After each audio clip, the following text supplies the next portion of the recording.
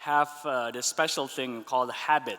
This is the robe that we wear as a religious garb that has the history from the time of St. Francis, when Francis wore this to identify more with the poor in his day.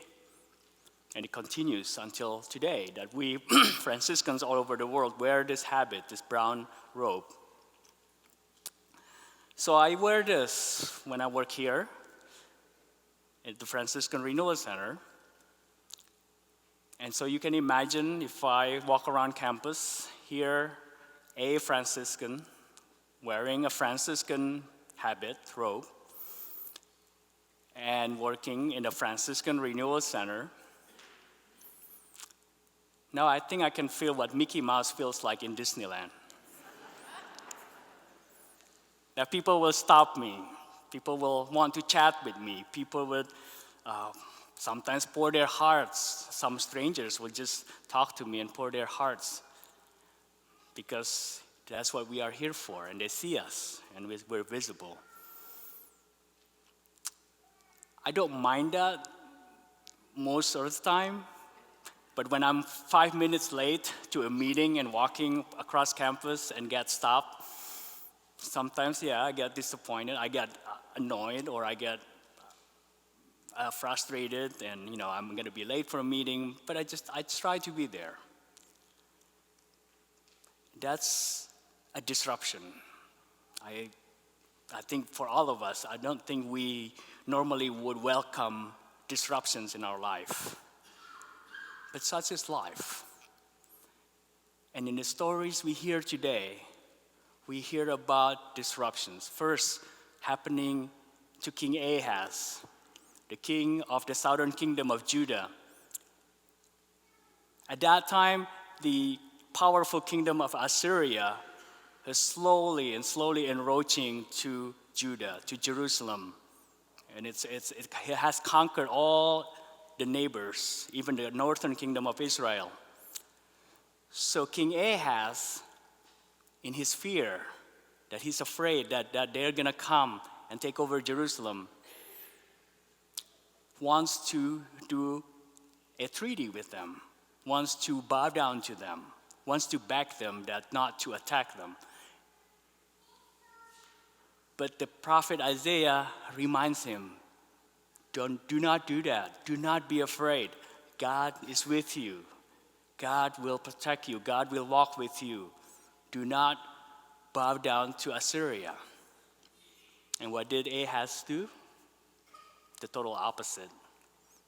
And so he was able to gain some peace for a time, but eventually even Assyria attacked Jerusalem and exiled all the people. The second story we hear is Joseph. Joseph has his life full ahead of him. He is just betrothed to a young, nice girl named Mary. They're going to have a family in a quiet little town of Nazareth. It's all planned. But what happens? She becomes pregnant, even before they live together, even before they have relations with one another. Scandal, shame, embarrassment, disruption. But then the angel comes to him in a dream and say, again, do not be afraid. God is with you. God will be with you. Take Mary home with you. Do not abandon her. Do not divorce her. God will be with you. And Joseph could have done what Ahaz did and just ignore all that and just went on with his plan to divorce Mary quietly. But he chose to obey God's will. And the rest, as they say, is history. I think for us, again, it's hard to choose to be disrupted. We don't welcome disruption. But it's kind of ironic that in the world that we live today, especially in the business world, disruption is actually something that is highly prized. There's something called disruptive innovation or disruptive technology. It's when a new business, a small company, is able to do something completely different with the market. And that slowly it takes over the bigger businesses. For example, Netflix. When first Netflix came to the picture, Blockbuster was the way to rent movies. Remember that? And now, do you see any Blockbuster around? So something like that. But there is more to that story too, right? If a small company can have a disruption like that to the business and turn something around to be more efficient, to be better, can we think about that with our life? Can we turn our disruptions in our life into something good? Because isn't that the Christian journey? Isn't that our calling as Christians, to be able to always experience ongoing conversions, that metanoia, that turning around of our life, so that we are more in confirmation with God's will, walking in the way of the Lord?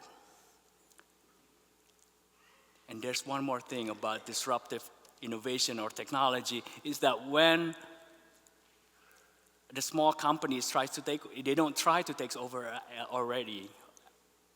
They start with targeting a segment of the market that is overlooked, that is neglected, that is not being paid attention enough by the big companies.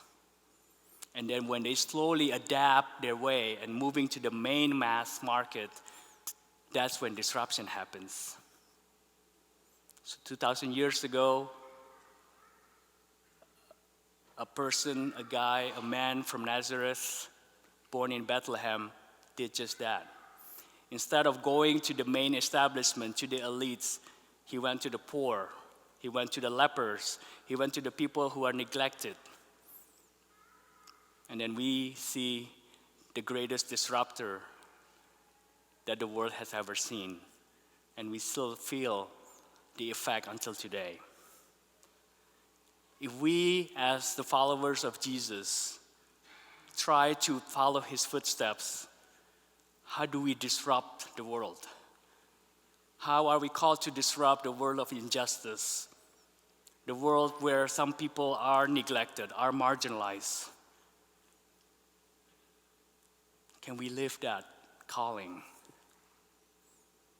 But to live that calling, we need to embrace that disruption, even in our lives, because it means a change. It means to change for good.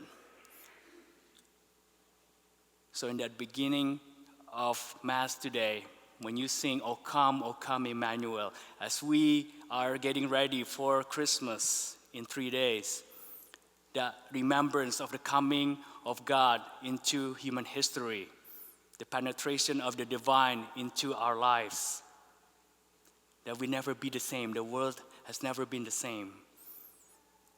When we sing, O come, Emmanuel, do we really mean it? Because it means, O come, disrupt our lives, change us, renew us, change us for good, for better.